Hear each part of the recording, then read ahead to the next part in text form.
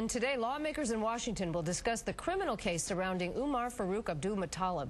He is, of course, the man accused of trying to blow up a plane on Christmas Day.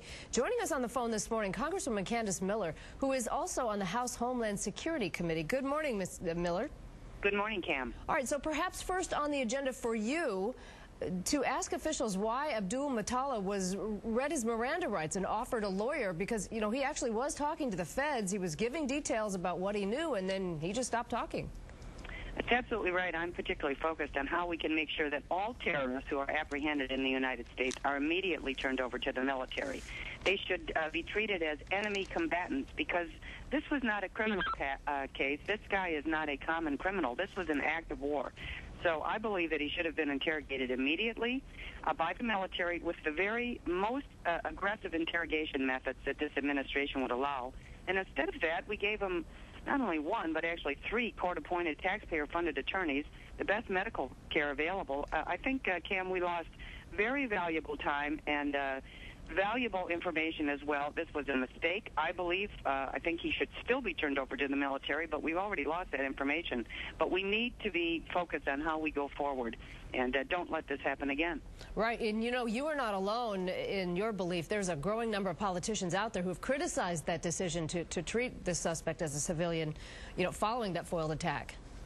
Well, that really is true. I think it's growing as people have seen how this has been handled, and it's unfortunate, I believe, that the Department of Justice, our Attorney General, Eric Holder, made this decision and did not really talk about it to people from the Department of Homeland Security, the Department of State, even through the National Counterterrorism Center. Apparently, none of them were consulted before they actually turned this fellow over to the feds.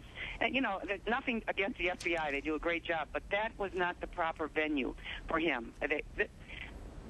These terrorists, Cam, they are looking at the battleground, the battlefield, in an asymmetrical way. And so there is no difference whether we apprehend a terrorist in Afghanistan or Yemen or Iraq, or we apprehend one in this case who saw the battlefield on seat 19A on that Northwest flight. That was the battlefield to him. He should have been treated as an enemy combatant. As I say, it was an act of war.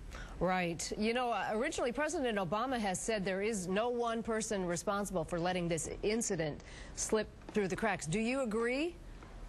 No, I don't agree. I think somebody needs to be held accountable. And I would say I certainly have called on the President to hold Eric Holder, our Attorney General, accountable. You know, here you have a case where this terrorist was interrogated for only 50 minutes, not even a full hour, before giving the right to remain silent. We just missed such a valuable opportunity to gain insight into the workings of al-Qaeda on the Arabian Peninsula. We should have been asking him who he was dealing with, who his superiors are, other individuals that may have been involved, other plots that may have been in the offing. We just can't do this. We have a new type of enemy.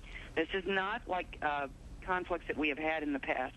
And in this case, as I say, the battlefield for them doesn't matter whether it is in Afghanistan or on U.S. soil. They need to be turned over to the military and interrogated. All right, I'm sure President Obama will be addressing that tonight in his State of the Union address. Thank you, Congresswoman Candice Miller, for joining us this morning. Thanks so much.